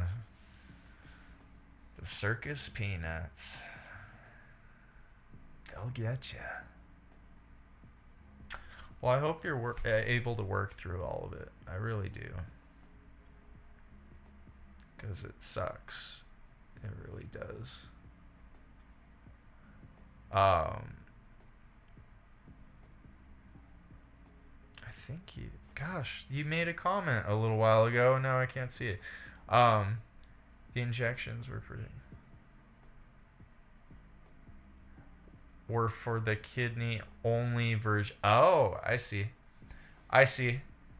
But now,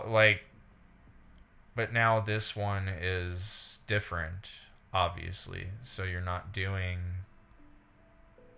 the injections anymore from the sounds of it. That's always good. I mean, preferably you'd want to not have to do that all the time.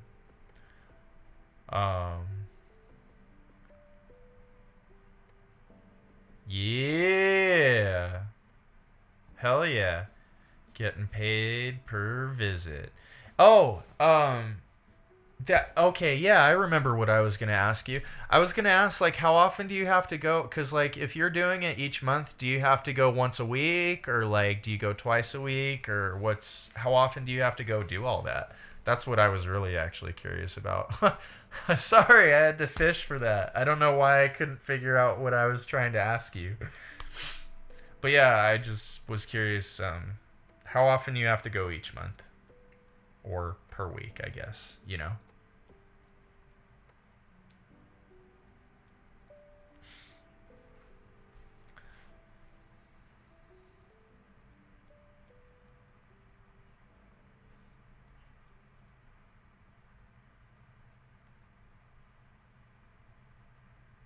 Also, I'm curious what music you like. Because music obviously is very important to me. It varies. It was every 2 weeks for the first 2 months, then every month after to monitor progress. Oh, okay. So it was every 2 weeks. So twice a month at first, and then nowadays you're doing once a month, I'm assuming. First visits were to watch for allergic. Oh yeah, that's a good thing. Yeah, that makes sense why they're having you visit a little bit more frequently.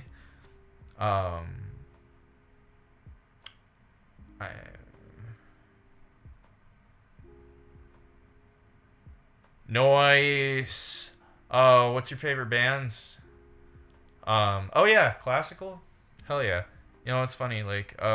Before I actually started playing all the types of music that I actually enjoy playing, I was into classical for quite some time in my earlier years. I'm 29.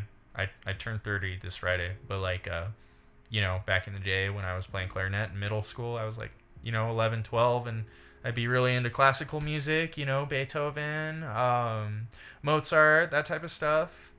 Even when I was younger in elementary school, I was into a lot of stuff like that. But when I was younger, I would listen to a lot of pop, a lot of hip hop, some rock when I was younger, but didn't really get into that until high school because that's when I found Guns N' Roses. Oh man, there's so many to choose. I used to play bass, trombone, middle high school, noise. Yes. So when you say bass, are you referring to standing bass or bass guitar?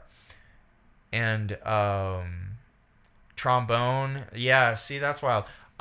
Trombone always fascinated me just because of the slide concept. How that was the only instrument where you could really, without hearing any variances between the notes, it was just a steady pitch. Because obviously on other instruments you have to either pick the note or tongue the note on a clarinet or a saxophone.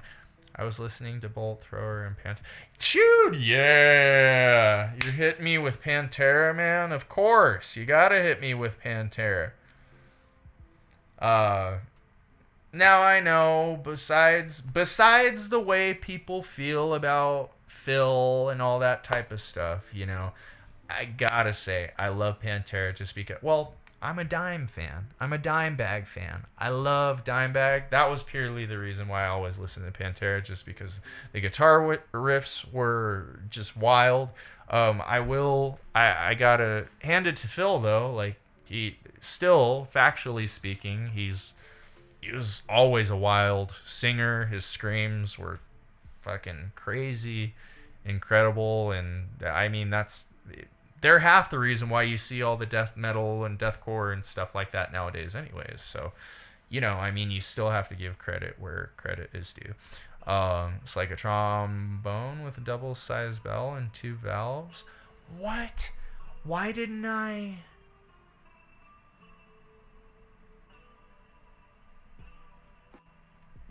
Why don't... So, wait. So... Did you say bass trombone? Bass trombone. Oh, now I get... Okay, sorry, I didn't see your other comment. Bass trombone.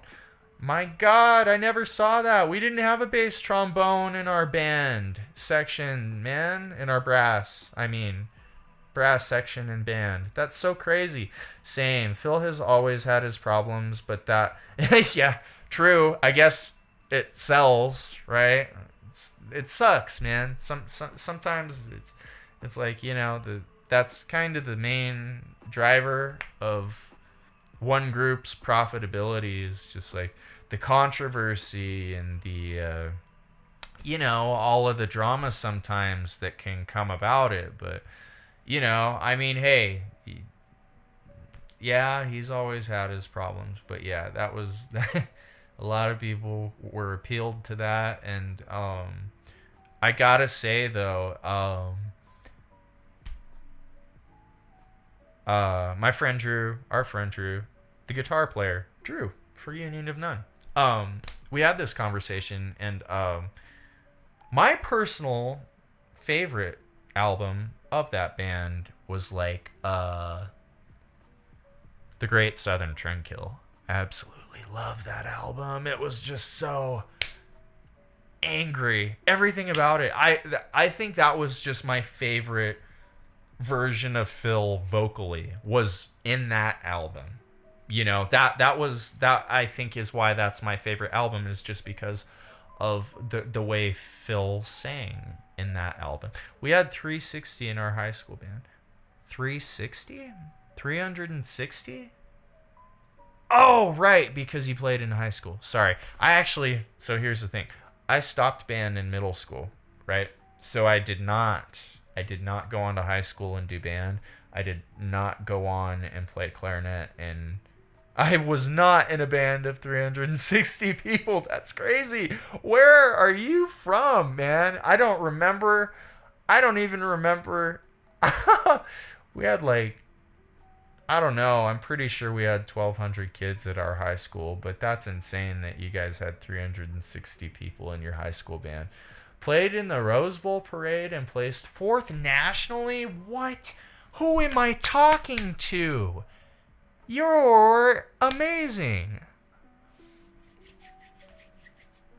That is so flippin' cool. That is probably one of the coolest damn things I've read in like a chat in a long ass time. I saw Pantera live on the intro to their Great Southern Trendkill tour, 1998, Cold Chamber opening, Anthrax, and finish with Pantera. I got a black eye that. Oh my God. Yo, I'm talking to a legend, apparently. Oh my God. That sounds like the craziest show ever. Like, ever. Seriously. That is so sick. That is so sick. Damon, that's probably one of the coolest things I've read in a long ass time. Love Anthrax. Cold Chamber, never heard of them. Pantera, obviously. That's crazy that you got a black eye. Was it a fight, or was it just like, recoil, ricochet, just from people going insane and moshing? Like, what was that from? And unfortunately, I may have to be leaving here soon, unfortunately, but we'll still chat for a few minutes before I have to take off. I walked in and saw... Oh, jeez! Go figure, man. Oh, my God. Party hardy. Got a party hardy. Quick, now he's gone. Order pizza. Oh, I know.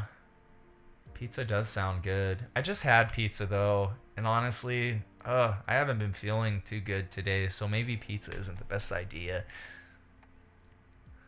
Someone didn't like a small side pit, and I got punched in the back of the head, only to turn around and get caught. Oh my God, man. Oh, jeez. That sucks, man. Sometimes that can just ruin it. Sometimes that can just ruin everything, you know? But in the same breath, I'm hoping that you were able to just shake it off and enjoy the show. Despite, obviously you're over it. It was in 1998. I was 5 at the time. Oh, man. So funny though, man. Like I remember still even being that young, there's so much I remember. I remember just listening to just awesome music on the radio just all the time. It was so good. Sam's Club pizza equals best pizza. You know, it has been a long damn time. It has been a long damn time since I've had Sam's Club pizza, and it's pretty good. Of course, that's the problem. It's been a while. I need to go back and make sure that it is good. Now I feel old. Thanks for that. He was commenting on his little Pantera experience back in 1998, so I had to comment on how old I was just to make people feel old. No, I'm just kidding. I'm sorry. Don't feel old. Don't feel old. We're all young. We're all young, okay? Don't ever forget that. We're all young at heart, okay? I'm turning 30 on Friday. That's really still not all that old. But people make it seem like it's old. It's just not. Old is old. Simple as that. Just kidding. Nah, I don't think I'll actually feel old until I actually get to, I don't know. Maybe like 50 or 60. I still don't feel very old. I get told all the time that I look like I'm still in my early 20s, so that's a good sign, I guess, considering I'm about to turn 30. But the point being is, like,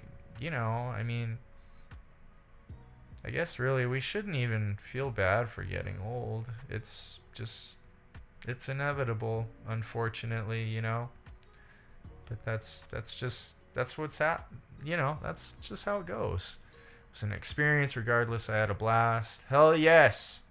Cold Chamber is like Korn but less whiny. Saw Korn live. Yeah, I actually I saw Korn back in 2013. It's funny. Korn actually follows me on Twitter. Not a whole lot of people know that. But yeah, Korn, I've always been a big fan of them. I actually saw them at Rock Jam, which is a festival we used to throw down here in Grand Junction, Colorado. It's okay. I'm getting to the age where I can ask where stuff is in the supermarket in the hell yeah. That is awesome. Hell yeah. No, I love to hear that, Sam. It's cool if I call you Sam, I'm assuming, since that's your username, right? No. Never.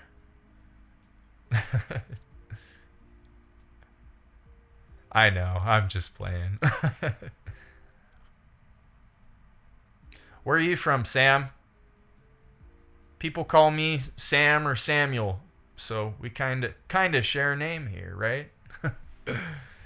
I had my midlife crisis at 25, so I'm just about dead now. Oh no, don't say that. Don't say that, Damon. No. Well, guess what? You seem like you have plenty of life still in you, Damon. Don't ever say that.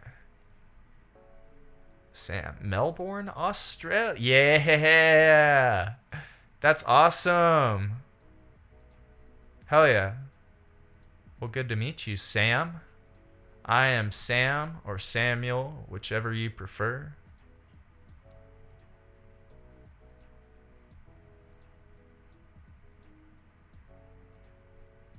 Sam, does that say 5 a.m.? Yeah. Nobody wants to. I definitely don't. That's my problem, though, is I'm usually awake when I need to be in bed. Bro. Hello, everybody. I was telling these guys earlier. Sorry. That, saying hi to Maddie. She just got back, so. But hello, everybody. How's it going, other Sam? Right. We were just introducing ourselves. Now, chat. As I was saying earlier, I might unfortunately, because I do have dinner with my mother here in just a little bit, so I might actually have to take off. Peter, I'm sorry. No, that's fine. That's all good. I didn't tell you beforehand. I gotta go meet my mom for dinner. I would have been here earlier, way earlier, had it not been for me just feeling like garbage earlier. So I do apologize. You're all good.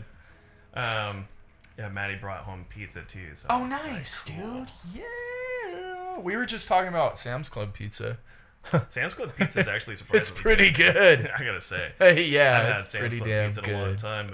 We used to get that a lot when when we were living up in the Redlands. Yeah. No, it's great. I told them that it's been a while since I've had it, so I would have to still go back there and make sure that it's still good. Right. You know, I haven't had it for a while, but yeah.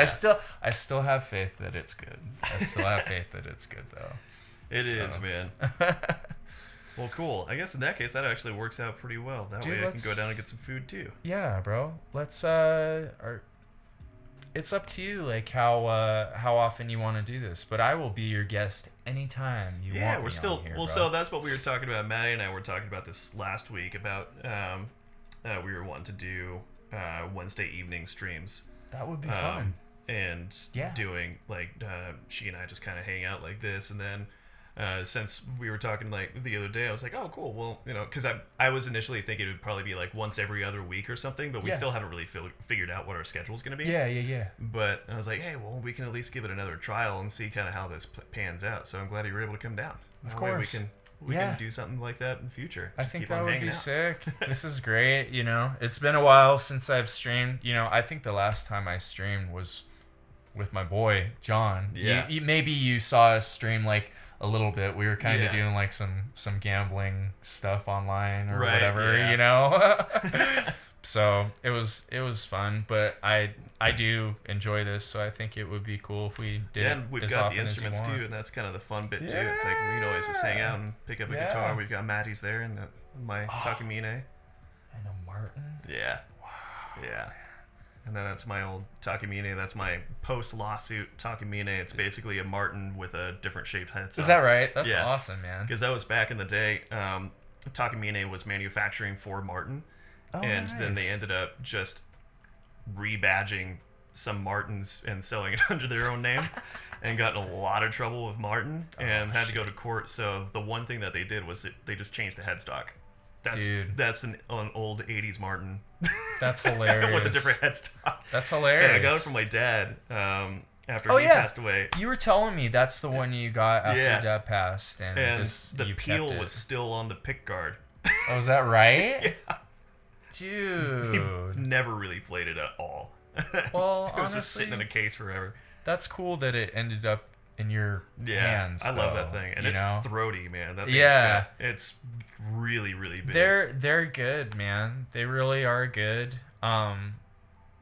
People complain sometimes, but people complain about everything. It's like, dude, if you want a good guitar, and it sounds just fine compared to actually a lot of the higher end acoustics, man. I mean, I love that thing. They're really great guitars, and it's nothing special, but it's just fun, you know. And I'd love if it was a pre-lawsuit Takamine, then it would have been worth a hell of a lot more. Oh yeah, yeah. No, of course, man. But that's just how it goes. Like you said, it's still a good guitar nonetheless, despite not being like a crazy, you know, like 50s or super high end. Yeah. But still awesome, man. Well, cool. I guess in that, since that's all being said, thank you guys for hanging out. Appreciate it. Sorry I didn't get to hang out and chat with you too much tonight, Sam. That's okay. We will do this more, and we'll do it soon too. Yeah, that's the good thing is we'll do it sooner than we were, because we've been talking about this for quite some time. So now we're here. Now we're doing it. Yeah. And now we can kind of move forward with the whole idea, you know, hang out and have some fun. Absolutely. I think we're gonna go ahead and raid Miss MZ over here. Indeed, let's do it. I know she's hanging out. Let me get up here and get everything settled. Ow. Yes, indeed. Heck yeah. Gotta do this first. All right.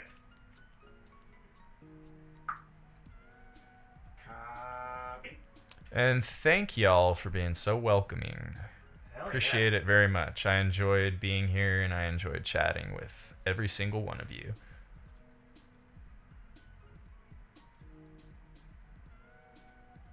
All right. Cool. Get myself all tangled up here. But yeah, thank you guys for hanging out, and we'll continue doing this. I got a show tomorrow, so I won't be around for stream, but I'll be back next week. So. Oh my God. God damn it, Andrew. Every time. Oh. The king of the worst jokes here. Oh my God. All right. Well, you guys know what to do here. Copy and paste that raid message, and let's go say hey to Miss Jeff MZ. probably would have loved that one. Oh, yeah. He'd die. But we will talk to you guys next time for sure. Oh, fuck. Yeah. Yeah. Alrighty, y'all. Thank you again for coming and hanging out. We'll talk to you guys soon. All right. Copy paste that raid message, and let's send MZ some love and tell her hello for us. Thanks again, y'all. Take care. Bye-bye.